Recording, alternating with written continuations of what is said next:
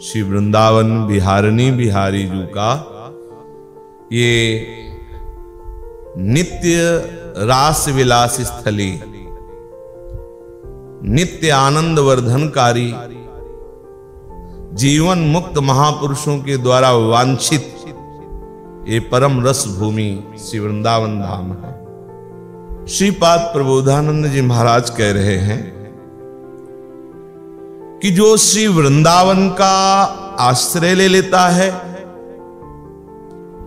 श्री वृंदावन का वास स्वीकार कर लेता है, श्री वृंदावन के रसिकों का संग करता है, तो इन तीनों के प्रभाव से वृंदावन का चिंतन बनने लगता है। विचिंत्यताम प्रेमोत्कंठेन, श्री वृंदावन का चिंतन अत्यंत कठिन विषय है। आगे की श्लोक में वर्णन है कि उपनिषद भी इसके चिंतन का वर्णन नहीं कर पाए, और इस वृंदावन की महामहिमामय श्री लाडली जी के श्री चरण नख कांति का जो तेज है वही ब्रह्म तेज है। उसी तेज में सब समा गए जीवन मुक्त महापुरुष। ऐसा श्री स्वामी जी महाराज के भी परिकर के रसिकों ने अनुभव किया। ऐसा बड़े बड़े जो वृंदावन रस प्रेमी जन हैं, श्री ध्रुवदास जी भी कह रहे हैं, ब्रह्म तेज को ज्योति जहां योगेश्वर धरे ध्यान, ताही को आवरण ताहा नहीं पावे को जान। श्री धाम वृंदावन का चिंतन ही महाप्रेम प्रकाशित करता है हृदय में। ऐसा प्रेम प्रकाशित करता है जो विलुठनई सर्वांग मायोज्यता, शरीर की शुद्ध भूला हुआ वृंदावन की रज में लौटता है। ऐसी प्रेम की विकलता कि वो भूमि में लुंठन करता है। संपूर्ण अंग उसके रज से सने हुए हैं, और आनंद की विकलता में, प्रेम की विह्वलता में वो विलुठनई सर्वांग मायोज्यता। जब उपासक उपास्य तत्व श्री श्यामा श्याम के अनुराग में डूबे हुए रसिकों का संग करता है,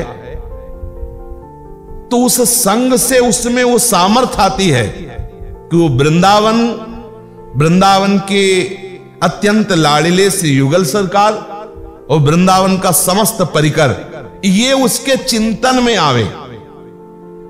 ये रसिकों की कृपा होती है कि उसका चिंतन स्वाभाविक श्री वृंदावन के प्राणधन जुगल किशोर श्री श्यामा श्याम और समस्त परिकर खगमृग पशु पंछी यमुना रसरानी आदि आदि। और इस चिंतन का क्या परिणाम होता है? बोले ऐसी प्रेम उत्कंठा प्रबल उसके हृदय में प्रकट होती है कि वो प्रेम विकल होकर के वृंदावन की भूमि में लुंठन करता है। संपूर्ण अंग उसके रज में सने हुए हैं और लौट रहा है प्रेम विकलता। अब उसकी सामर्थ्य नहीं कि वो चल सके, भूमि में ठहरा करके कंपायमान होकर के उसका शरीर गिर पड़ा और लुंठन कर रहा है। सर्वांग मायुज्यता, संपूर्ण अंग रज से अभिषिक्त है। कैसा अद्भुत वृंदावन के चिंतन का परिणाम है।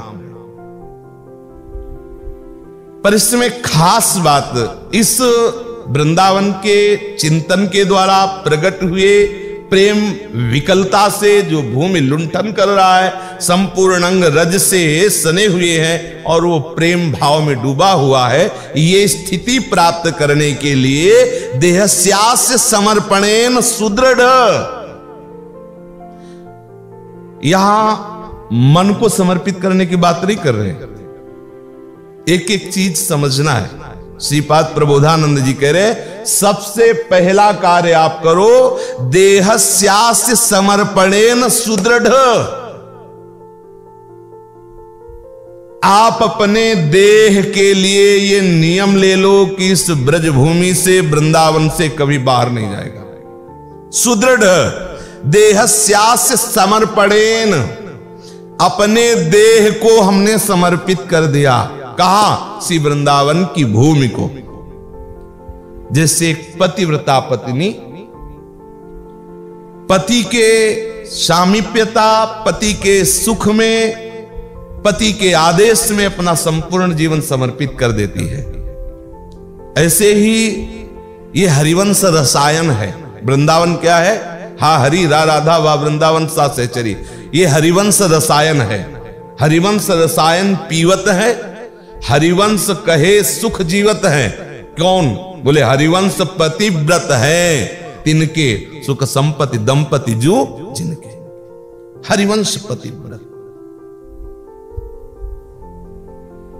श्री राधा बाबा के हृदय में श्री कृष्ण कृपा का जब उदय हुआ तो श्री कृष्ण कृपा ने वृंदावन आसक्त चित्त कर दिया राधा बाबा को। विकल हो गए। भाई जी से कोई ममता नहीं, स्पष्ट वहां देख लीजिए। भाई जी से कहा कि हम कल वृंदावन चले जाएंगे, तो उनका हम तुम्हें जाने देंगे तब ना। तो बोले तुम टिकट ही तो नहीं कटाओगे, हम पूछते पूछते पैदल चले जाएंगे। भाई जी ने फिर कहा हम जाने देंगे तब ना। तो बोले कोई आप हमें पकड़ थोड़ी लोगे, हम तो कल वृंदावन चले जाएंगे। बाबा के हृदय में वृंदावन की आसक्ति प्रकट हुई और रात्रि में स्वप्न में श्री कृष्ण चंद्र ने बताया कि मेरे महान प्रेमी श्री भाई जी हनुमान प्रसाद पूज्यदास जी का शरीर तुम्हें बाहर से दिखाई दे रहा है, अंदर से उनका हृदय पूर्ण वृंदावन हो गया है और मैं प्रियाजू के साथ यहां विहार करता हूं। ये नहीं कहना पड़ा कि आप वृंदावन जाना कि ना जाना। सुबह होते ही भाई जी के सामने उन्होंने प्रण लिया कि आजीवन आपके शरीर का कभी सानिध्य नहीं छोड़ेंगे। जैसे लोग क्षेत्र संन्यास लेते, इसे क्षेत्र संन्यास कहते हैं। उन्होंने भाई जी के शरीर के सानिध्य का संन्यास लिया। सन्यासी होते हुए भी दृढ़ संन्यास लिया कि जहां शरीर, रिश्ते नातेदार के अगर भाई जी जा रहे तो बाबा पीछे जा रहे। बलिहारी बाबा भाई जी के शरीर का आश्रय नहीं लिया। आप ध्यान दीजिए, श्री कृष्ण ने परिचय दिया कि बाहरी ढांचा जो आप देख रहे, इसके अंदर मैं बिहारी बिहारिन सहित संपूर्ण वृंदावन का प्रकाश वैभव है। और जब शरीर पूरा हुआ भाई जी का, तो जहां दाह संस्कार उस शरीर का हुआ, वहीं आजीवन टीन छवा करके बाबा रहे। यहां श्रीपाद प्रबोधानंद जी कह रहे, देहस्यास्य समर्पणेन सुदृढ़। आप अपने देह को दृढ़ता पूर्वक, निश्चय पूर्वक, कसम पूर्वक सीधाम वृंदावन की रज में समर्पित कर दो, बेच दो। जैसे रूपलाल हिथाट बिकानी, अनुकूलता सुविधा इनका यहां कहीं प्रश्न नहीं है। हमने अपने शरीर को वृंदावन के भूमि में समर्पित कर दिया। और ऐसा नहीं, फिसड्डू नहीं, सुदृढ़। बोले देहस्यास्य समर्पणेन सुदृढ़, दृढ़ता पूर्वक। खंड खंड होए जाए तन, अंग अंग सतटूक। पूज्य श्री श्रीधर बाबा ने घटना बताई कि कालीदह में जगदीश बाबा के आश्रम में, बाबा के समय की बात, बाबा उस समय जवान थे और वो संत वृद्ध थे जिनकी घटना की बात। उस समय वृंदावन में मतलब डॉक्टरी सुविधा नहीं थी। वो 3 बजे परिक्रमा लगाने जा रहे थे, तो केसी घाट में जब धुंध होती है तो मतलब अंधेरा ही रहता है, तो 5-6 कुत्तों ने उनके ऊपर आक्रमण कर दिया। अब 5-6 कुत्ते वृद्ध शरीर संत उनके बहुत जगह घाव कर दिए। इतने में दूसरे परिक्रमार्थी जब पहुंचे तो उन्होंने कुत्तों को भगाया। वो तो मतलब एक तरह से कुत्तों ने खा ही डाला था, सैकड़ों जगह से 5-6 कुत्ते बार बार काटे तो कितना होगा। जब उनको यहां लाए तब कहा कि यहां तो इसका इलाज हो नहीं सकता, मथुरा चलना पड़ेगा। श्रीधर बाबा घटना सुना रहे थे, रोज उनके श्री चरण दाबने और अन्य सेवाओं का भी सौभाग्य मिला था। तो उन्होंने बताया, वृंदावन निष्ठा के विषय में बताया कि उन्होंने कहा नहीं।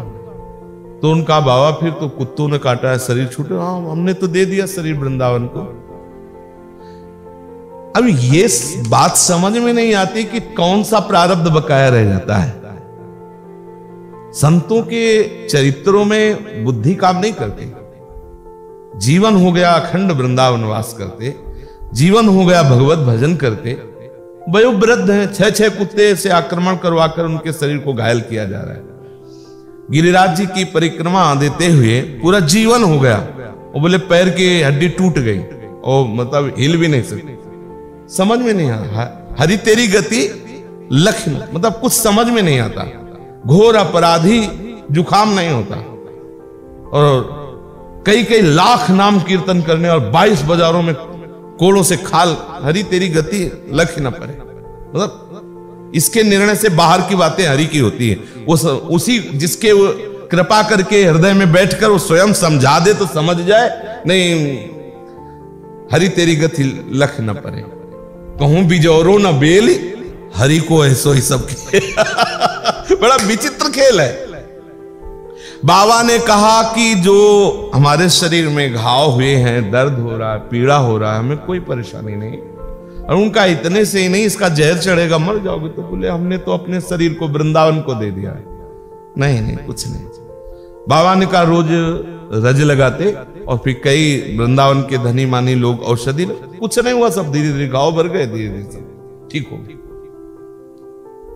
तुम्हारे सामने बैठे हुए हैं, इनके पेट में अभी वो छेद है जो डायलिसिस होता है, उसमें मवाद पड़ गया, और ऐसा मवाद पड़ा कि ऐसे करते तो सब कितनी मतलब कठिन बात है ना। उसी से डायलिसिस करना, वही सड़ रहा है। हमने दिखाया और ये हुआ कि अब इनको फिरोजाबाद तो फरीदाबाद कहाँ जाना पड़े। हमने कहा भैया जाओ, एक दिन की बात है, आप जाओ, मतलब अगर ये बढ़ गया और अंदर सड़न चले तो उनका नहीं, अब तो ये सामने बैठे कि अब तो हम अपने शरीर को कुछ दिनों में अपने आप सूख गया, अपने आप ठीक हो गया। माना आपकी निष्ठा की परीक्षा के लिए कोई भीषण कष्ट आ सकता है, आपके हृदय में ये होना चाहिए कि हमने ये देह श्री जी को दी। अब देखो, एक क्षण में स्वस्थ शरीर गाड़ी से एक्सीडेंट होता, मर जाते हैं। बोले वो हवाई जहाज क्रैश हो गया, बोले इतने मर गए, ये हो गए। कुछ भी एक जीवन श्री जी के लिए नहीं दे सकते, एक जन्म श्री जी के लिए। तुम्हें विश्वास हो जाना चाहिए। धन्वंतरी जी ने शोध किया कि जितनी औषधियों में रोग निवारण सामर्थ्य है, वो अच्युत केशव गोविंद नाम के 1000वें अंश अगर कहा जाए तो वो भी नाम का अपमान होगा। इतनी सामर्थ्य भगवान नाम में है। मतलब समझिए आप कि जितनी औषधियों में रोग निवारण सामर्थ्य हमारे प्रभु से आई है, और प्रभु जिनके अधीन है वो हमारी लाडली जू है, और लाडली जू के निज महल को शरीर दे दिया है। नष्ट ही तो होगा, विनाशी है तो नष्ट ही तो होगा, अमर थोड़ी हो जाओगे। आज नहीं तो कल नहीं तो परसों जाना ही है, चाहे जितने स्वस्थ हो जाना ही। बड़े बड़े परमहंस चले गए, अपने लोगों को क्या है। एक बार निश्चय करो, देहस्यास्य समर्पणेन सुदृढ़। देह को, यहां मन की बात नहीं कह रहे, जैसे ज्ञान विज्ञान बघारने वाले अपने लोग कभी कभी कह देते हैं, अरे भाई शरीर कहीं भी है, मन प्रियालाल में है। तो प्रबोधानंद जी मना कर रहे, स्पष्ट कह रहे हैं, श्री कृष्ण प्रेम में उन्मत्त होकर बाहर नहीं रहना चाहता। अगम्यागमन करके वृंदावन में रहना मेरे लिए सौभाग्य होगा। मतलब आप वृंदावन की महिमा को समझिए। वृंदावन की खास महिमा क्या है? बोले देहस्यास्य समर्पणेन सुदृढ़। एक सूत्र जीवन में कभी भी टलने न पावे, कैसी भी परिस्थिति हो, खंड खंड हो जाए तन अंग अंग सत टूक। वृंदावन नहीं छाड़ियो, छाड़िबो है बड़ी चूक।